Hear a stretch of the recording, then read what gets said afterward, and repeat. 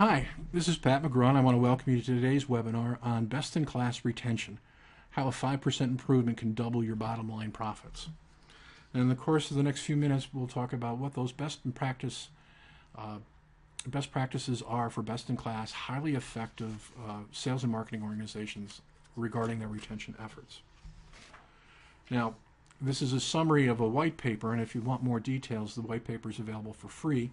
You can download it at the URL shown here on the slide, or you can email me at pat@mcgrawmarketing.com, and I'll be happy to send you a copy.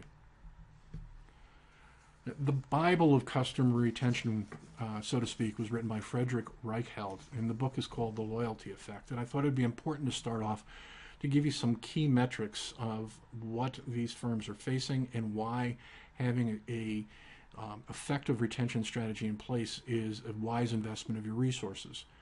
Now, in a typical company today, customers are defecting at a rate of 10 to 30% a year, with 15 to 25% being most common. In most businesses, setting up the account, acquiring the account, getting them to make that first purchase, the cost is so high that the economies just don't work unless the customer stays loyal, which means that you're not making a profit on that first sale. You need to have them come back and become a repeat buyer in order to start generating profits for their account. And as I mentioned earlier, a 5% increase in customer retention can potentially increase 25 to 100% the value of your business's customers. A couple of other things that I want to share with you is that retention starts long before demand generation. It's part of what your business is all about, the unique value that you represent and deliver. Retention needs to be proactive rather than reactive. With too many businesses today, they wait until the customer's halfway out the door before they even start turning on their quote-unquote retention magic. You need to wow them at the beginning and consistently over the course of the relationship so that leaving your business never comes into their mind. That's the most important retention strategy there. And retention strategies need to be part of your corporate culture because everyone has a role in playing and delivering a unique and valuable customer experience. Any customer-facing portion of your business has an impact on the retention of that customer. If the accounts payable department makes mistakes on their bills, it's got a negative impact and may prove to be a motivating factor for the business to leave, even if they love the products and services that you have. If the delivery isn't right, if the service isn't quick and appropriate, those are other elements that will have a negative impact on your ability to retain customers. So it goes well beyond sales and marketing, and it's influenced by everyone that's customer facing in your business. Now, the first important element here is the planning process. Few firms have a formal customer retention action plan. Most work under the assumption that once somebody buys from us, they're ours for life because our products and services are so much better than the competition. And we all know what happens when we assume. Think of it this way. Retention is like moving from dating to marriage. It means more work, and you still need to remember to tell them that you love them. And remind them of the ways you express that love so they realize what they're enjoying that kind of value, because either they won't notice or they'll forget. You want to consistently deliver a unique, valuable customer experience. You want to meet, if not exceed, their needs and expectations. And those needs and expectations change, so you need to pay attention in order to respond quickly and appropriately and effectively over time. Now, right at the start, you need to identify what the customer values, then create a plan for ensuring that your business consistently delivers on those wants and needs. You know what your capabilities are, so use this as a checklist when discussing this with prospective and new customers. Then ask if there's anything else so that before you even sign the deal, you know what you need to do in order to retain them. The onboarding process starts right at the moment the purchase begins. They've never done business with you before, and they have no idea how to work with you as a customer, so make it easy for them. Create a clear process for new customers that ensures they have a fantastic first experience. And for some business, that can be a day or over a course of several months. The goal here is to wow the new customers so they never have time for second thoughts and buyer's remorse. Now, let me tell you a little story that'll help explain. Earlier in my career, I was in charge of sales and marketing for a sports apparel company. They manufactured a variety of clothing for triathletes and runners and cyclists. And they purchased about a dozen sewing machines that cost about $20,000 each from a company that came highly recommended.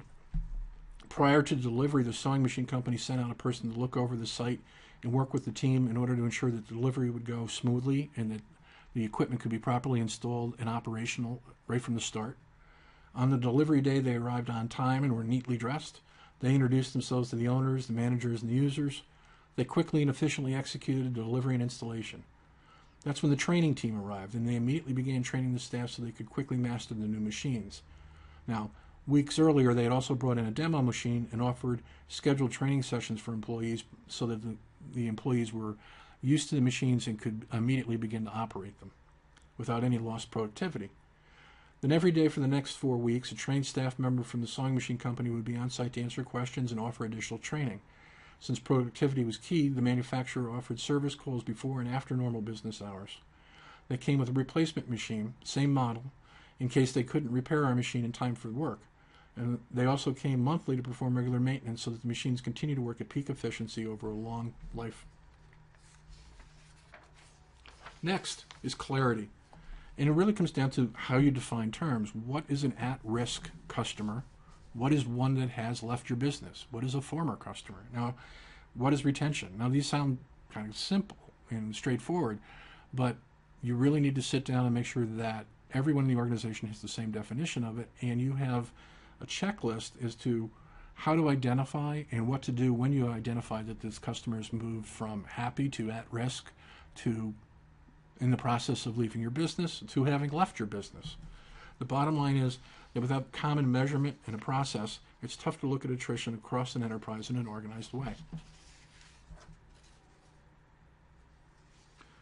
Next is commonalities. Once you have your definition for at-risk and attrition, look at the customers and try to identify common elements. Look at their demographics and psychographics and geographic locations, or in the cases of business, look at their firmographic factors. Look at the activities and interactions with your businesses. Are there any common events?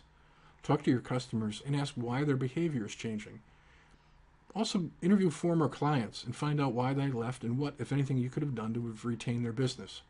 Then look at all that data in order to draw conclusions. What you should find is that some left for reasons that you could have prevented and others that left for reasons that you couldn't prevent. And you should identify certain behaviors that led to that specific action that is attrition. For example, most customers don't stop cold turkey. They might slow down and buy less often and in smaller amounts. That's when they're probably testing out your replacement and they don't want to leave you for unproven alternatives. Maybe they start to pay a little bit later and later, or returns go up significantly, or calls to service and support start to increase. Next is communication. Bring your sales and service people into the loop because chances are pretty high that the customer is saying things that are clear indicators of dissatisfaction and plans to take their business elsewhere. Remember, there's nothing worse than hearing from a coworker, "Yeah, I knew they were unhappy," after the customer's taken their work to the competition. You want to know the information as soon as possible so you can respond if that business is worth saving. Next is focus. Sometimes losing a customer is inevitable. Some will die, some business clients will close their doors, some will relocate to places you don't serve. Sometimes losing a customer is a blessing. You probably have some customers that fail to generate a profit. They pay late, they return merchandise all the time, they call service and require help all the time. You have limited resources and your goal is to invest those resources in areas that generate the greatest profits for your business. So have a process for determining if the at-risk customer is worth retaining. Next is, what is your intervention process? Because once you've identified that at-risk customer, you need to act swiftly and appropriately, which means you need to have a process and a plan in place. And that plan needs to have a clear set of rules for evaluating, accepting, or rejecting the customer's terms. Oh, and make sure that whomever represents your business at these meetings has the authority to make decisions, because in some cases you're going to need to negotiate. Don't go running in there tossing around free stuff. Don't walk in and drop your prices. Walk in, sit down, ask them what, if anything, is wrong, then sit back and listen. Ask questions that confirm what you thought you heard so that you're on the right page and so the customer knows you've heard them. Then ask how you can make them happy. Amazing as it might seem, a lot of customers will be happy just to see you care. Some will ask for something that's simple and very reasonable, and a few will ask for the world, at which time you might make a counteroffer. You want to bring this to a happy conclusion right then and there, so don't ask to go speak to my manager. Make sure you have someone there that has the authority and the responsibility to be in charge and make those calls. Next, kindness, or random acts of kindness. Regardless of the customer's behavior, step in every once in a while with a random act of kindness. Thank them for their business. Offer them something of value. And that doesn't have to be a discount. Be creative and leverage your resources so that it's something of low cost but high perceived value. Think of the early boarding feature for frequent flyers, or early check-in or late check-out at hotels. It doesn't cost the businesses anything to do these things, but they have great value, perceived value by the customer. Or maybe it's call-ahead seating for preferred clients. The key here is to offer something relevant, personal, high perceived value so it wows the customer. Now, as I mentioned, there's more detail in the white paper if you're at all interested, and you can download it for free at the URL shown here. Or you can send me an email at pat@mcgrawmarketing.com, and I'll be happy to send you a copy of the white paper. Again, I want to thank you for your time and remind you that for the last 20-odd years, I've been working with businesses of all sizes, small, medium, and large, to help develop and initiate sales and marketing plans that improve performance by attracting and retaining highly profitable customers. To learn more about who I am and what I do, check me out at LinkedIn. Visit me on my website, mcgrawmarketing.com, or you can always call me at 410-977-7355. I'd be happy to speak with you. Thanks again for your time, and I do look forward to talking with you soon.